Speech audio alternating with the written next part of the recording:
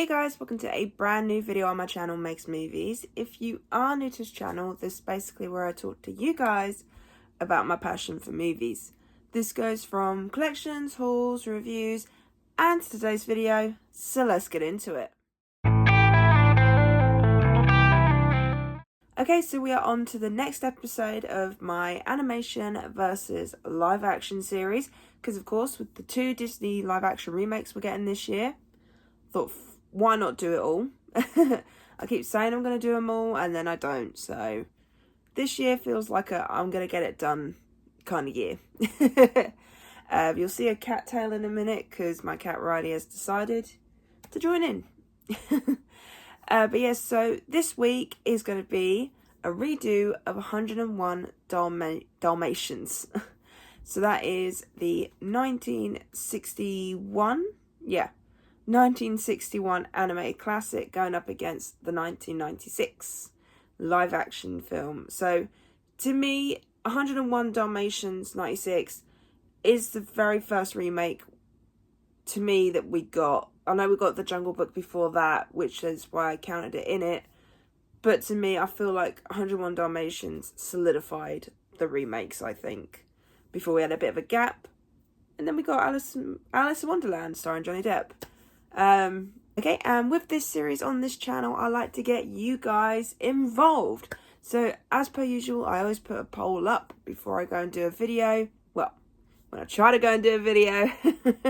And I get you guys to pick which one you prefer. Whether you prefer the animated film or the live action. So, you guys went for, drumroll, the original. You guys went for the animated classic by a landslide. It was literally very small for people that went for the remake. But obviously, like I said, this is also about my opinion. So let's see if my feelings have changed at all as to which one I prefer. Do I prefer the animated film or the live action? Let's get into it by starting to talk about the animated film. So, with 101 Dalmatians, you have very basic plot summary. You've got Pongo and Purdy, or Perdita, however you'd like to say it, who end up getting their human owners together, Roger and Anita. They end up having puppies. However, Cruella de Vil, who is this fashionista who loves fur, wants the dogs. I'm not going to say any more on that. I do try and stay as spoiler free as I possibly can on this channel. It can be very difficult to do so, but I do try. But yeah, so I grew up more with the live action film than I did the animated film. I don't know why, but I remember owning the VHS for the live action over the animated film. So I've pretty much only seen the animated film a few times now. Sort of maybe like about 3-4 times in my entire life now. It's one of those that, because I grew up in the 90s, I was more of a 90s, early 2000s Disney baby. I had watched some of the earlier stuff, but none so drastic to say that this was one of them. But what we'll say is that every time I watch it, I find myself enjoying it that little bit more. I think it's such a cute little animated film. Obviously it can go a bit dark, and especially since the plot is about someone who's trying to make a coat out of puppies. Like, that is just such a dark thing for Disney to look into. But I think they handled it very well, I think. They certainly made Cruella de Vil an epic villain, in the sense of she's one of the Disney villains that actually doesn't have any magical powers. Not like Hades, not like Scar. Well, Scar don't really have powers. Not like Dr. Facilier. Did I get my villains mixed up here? But she was a maniac. She was so scary and creepy. And I mean, her villain song, sung by Roger in this film, brilliant. But no, for an animated film, that's from the 60s, it's actually not all that bad. I enjoy it. And for me, like I said in my review, because I have done a full review for this, so I'm only going to very quickly go over the animated film now. For me, if you want to try and get into Disney's earlier stuff, if you're someone like me who came into Disney quite later on in life, then I would recommend starting with this one, because it is a good little movie. The characters are fun and enjoyable. The animation's nice.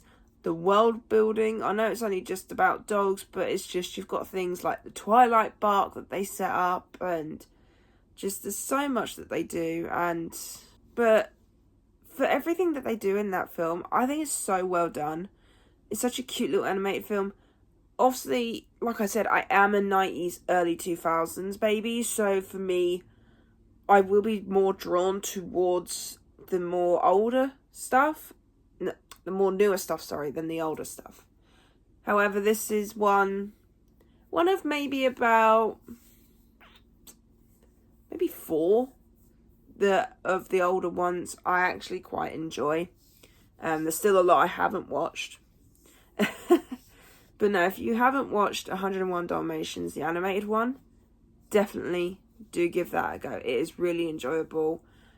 Score for this one, I'll give it an 8.5. It is so enjoyable, so fun, and just if you want a dark Disney film that isn't too dark, this is one I'd recommend.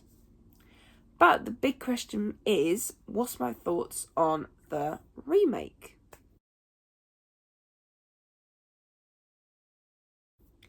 So this is, God knows how many times I've seen this remake now.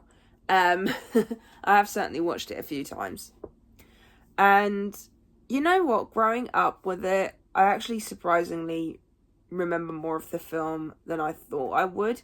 Because every time I go and watch it, because it's not one that I put into my Blu-ray player that often, when I do return to it, it is sort of like nostalgia for me. And it brings back a lot of memories, and you know what? I think this is one of the better remakes that we have gotten from Disney.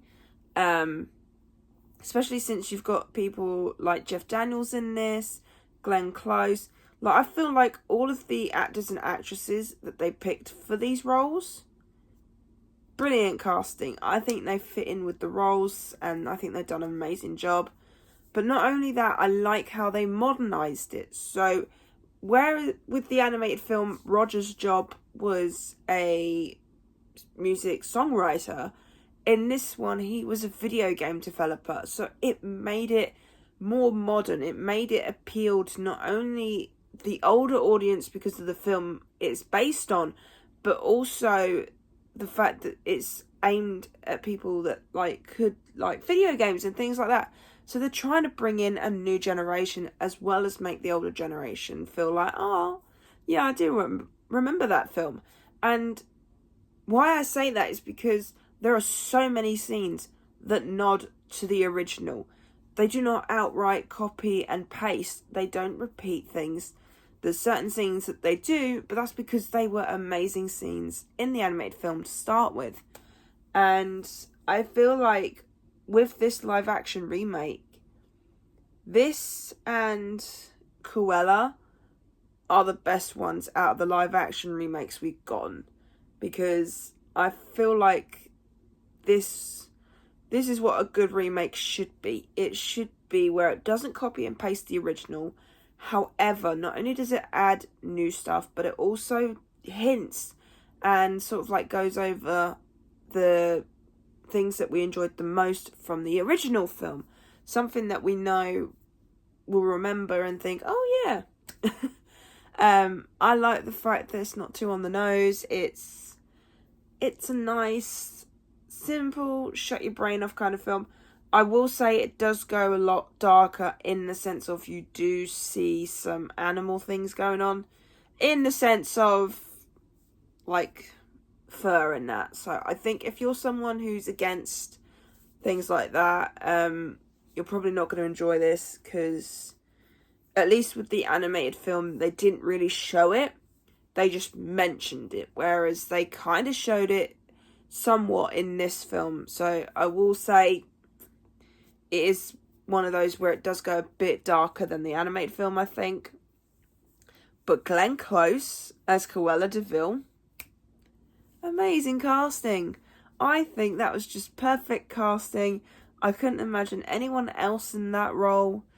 I hope that they don't do a live action remake again of this. I'm hoping because of how well this one was, they might not touch it. However, with them doing modern live action remakes now, I am sort of a bit like, if they do, I hope they know they've got quite a bit to live up to from the live action remake that we did get. So they will be sort of like pulling on a couple of strings, as they say, if they don't do it right. What else can I say about the remake? I think it's just a fun remake. It's what a remake should be. In fact, you know what? I might even put it in my top 10 remakes of all time, I think. Because I really do enjoy it. It is so well done, dealt with amazingly, and I think maybe that's where they started to get the hype for wanting to do these other remakes, because of how well 101 Dalmatians did. Especially now when you have that thing of nostalgia now. Nostalgia is such a big thing these days. So having it be that they're now doing remakes of older films, you know, it's just sort of like, I think that's what helped that in a sense. Plus also everyone's either wanting sequels or nostalgia to make any money. So, but no, the remake, one of the better Disney live action remakes we've gotten. Would I go as far as say as it might be my favourite right now? Maybe. There's still a couple of live action remakes I have not seen yet. Especially with the Lilo and Stitch one coming out. But you know what? I think even if it wasn't number one, I think it definitely would make my top 5. Because you look at all these other live action remakes we've gotten, and I think nothing really compares to this one, I think. But yeah, no, absolutely great remake.